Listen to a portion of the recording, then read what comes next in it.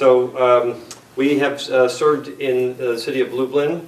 I'll talk later on about our trip to Białystok, where we visited Irena Barycka, who has visited here, and her son Kuba is helping us in Lublin.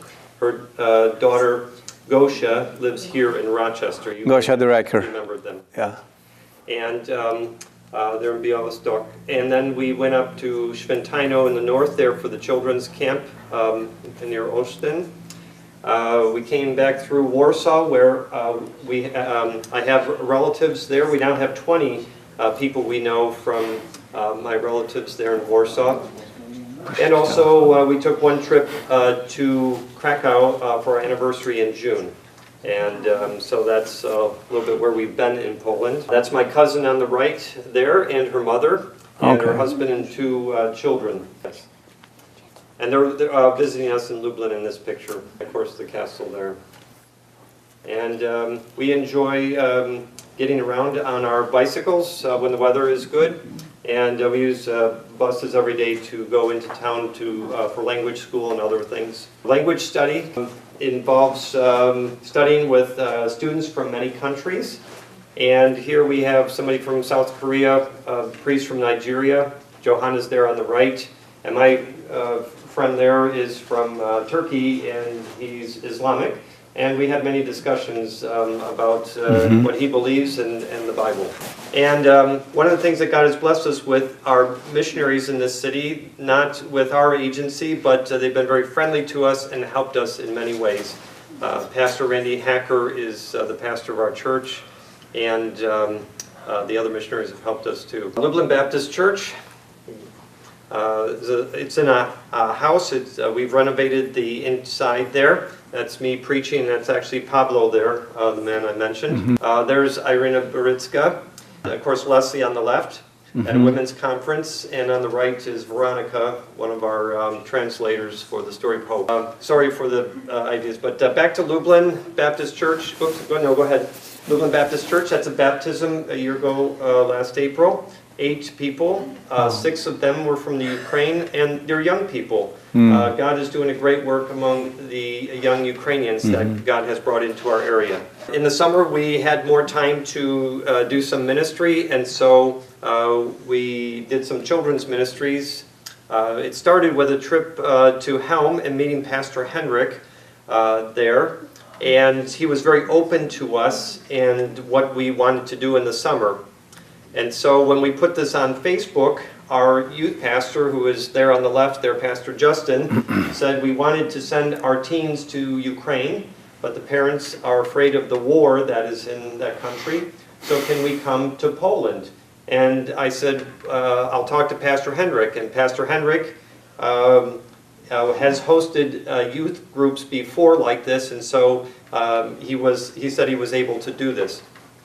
But then the church in Lublin found out that young people were coming, and they said, can they help us with a pool colonia in Lublin as well? And so now we had 2 pool colonias in 2 cities that would be done with a missionary team of 20 young people. And so when they came in Warsaw, we eventually had 15 of them serving in Helm, where they were staying, and 5 of them would come to Lublin to help us there with the pool colonia. And just to give you a little bit of history, the pool colonia in Helm was originally started with American missionaries and Irish missionaries who came there to help. And Helm kept doing it year after year. Whereas with Lublin, they did it one year, about 11 years ago, but then they stopped. And so in this way, we have been a part of God reviving the work at Lublin. And hopefully it will continue, and they're planning again this year to have another pool colonia in Lublin. And of course the one in Helm is big, 120 children. Later in the summer we went to Świętino, and we were part of a 2-week children's camp. It was our job to teach English in one of the workshops. And of course we also taught gospel evangelism to the young people. And we used, of course, our famous gospel ball. 8 words of the gospel: God, man, sin, death, Christ, cross, faith, life. But there they are having a good time at the camp there. The church building is right there. Oh. What church is it? It used to be a German Baptist church before the war, but the Germans were forced out after the war, and the church sat there and was breaking down. But the city told the Polish Baptist churches to do something with the building, so they made it into a camp. We had many outings, picking blueberries and beautiful flowers. And by the end of the summer, I had this part translated. The words don't fit there properly, but I preached a sermon using the 8 words from the story of hope. And so at the end of the camp, I took one young boy who happened to be Pastor Hendrick's son, and we sat on a bench, and I said, I'm an unbeliever, so explain the gospel to me. And at first, he was very slow and didn't know what to say. I said, just use the words we taught you. So tell me something about God. And so he started off talking about God and man, and eventually he got to the end, and it wasn't so hard. And so in this way, God is helping us to be able to make it easy for people and simple to share the gospel with other people. At the end of the camp, we found ourselves in the north part of Lublin.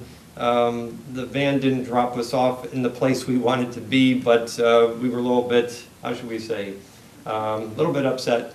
But then we stopped and we looked, and there was this family on bicycles, and they were friendly, and so Leslie started talking to them, and they asked us who we were, what we were doing. And we told them the best we could, only in Polish. The boy knew a little bit of English. We found out they're from Gdynia, and when we asked them, they said they knew of the Baptist church in Gdynia, and were going to possibly attend there if they could when they returned back after their bicycle trip. That is a dog in the back behind him there. So I'll just go quickly through all these steps here. Of course, we came back early from Poland because of Ryan's accident, but I am mostly doing visits to churches and friends. Before Easter, we are hoping to have Pastor Hendrick come here to the U.S. to speak in a few churches, one in Detroit, one in Cleveland area, and he's looking forward to that. I'll talk about Ryan more later.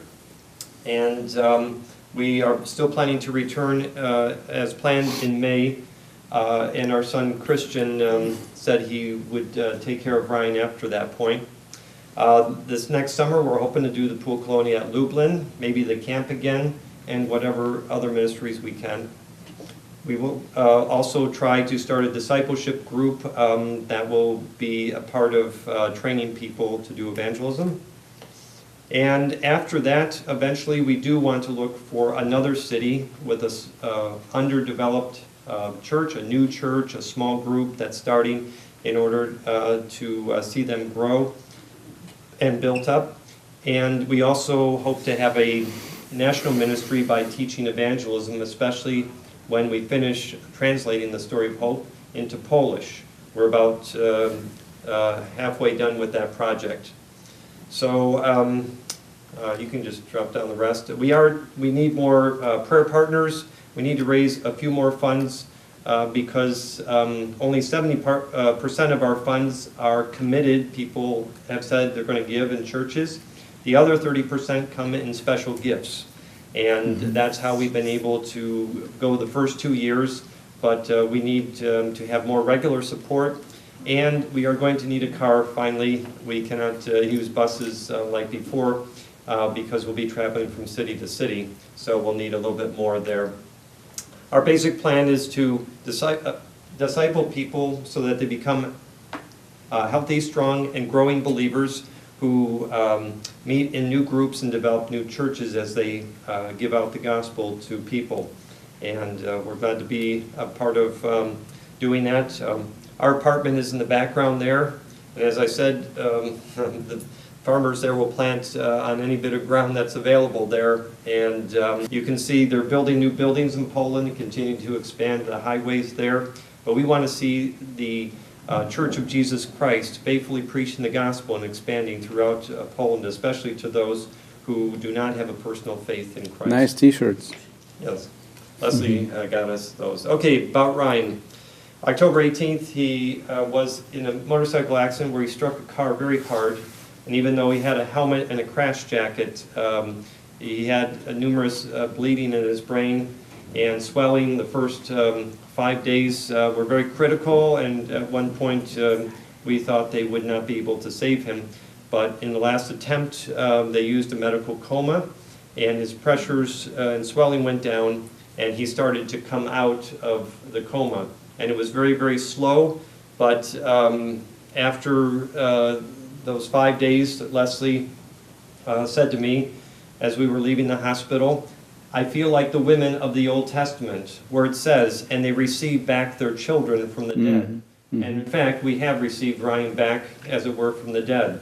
And as his brother Christian prayed, can you give Ryan one more chance? You see, Ryan's accident was an at-fault accident.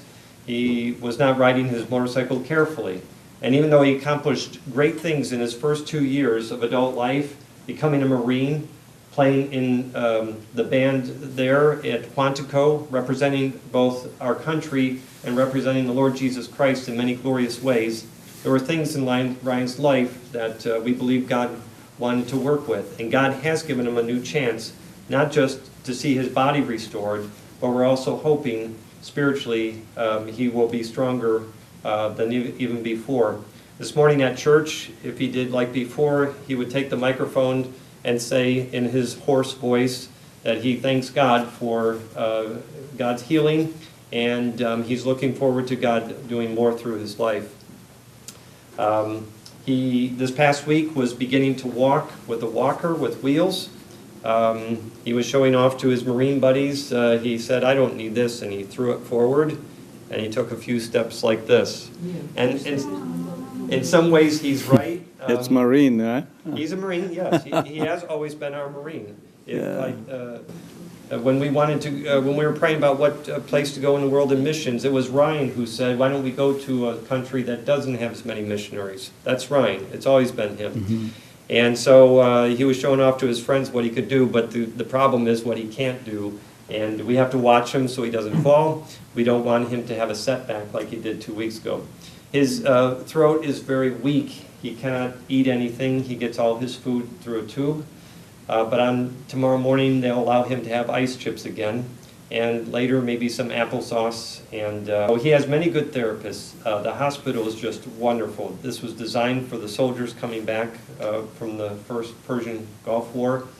And many good doctors. Every morning, I go in at 7 o'clock when I'm there to eat my breakfast in the dining room. I get my computer ready with pictures of the story of hope for Ryan, and I also talk to the other patients there. And I've had 2 very good opportunities with the men there.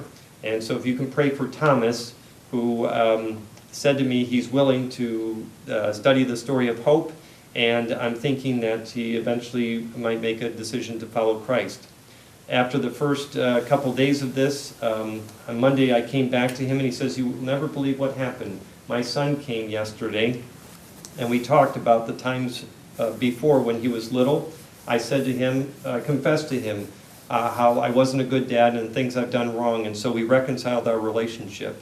And I just felt like God was doing a miracle, not just in healing this man's body in the rehab ward, but he was also giving him new life and restoring his life, and I hope that he will make a profession and become a follower of Jesus Christ. These are the opportunities we have to witness even while we're taking care of Ryan at this time.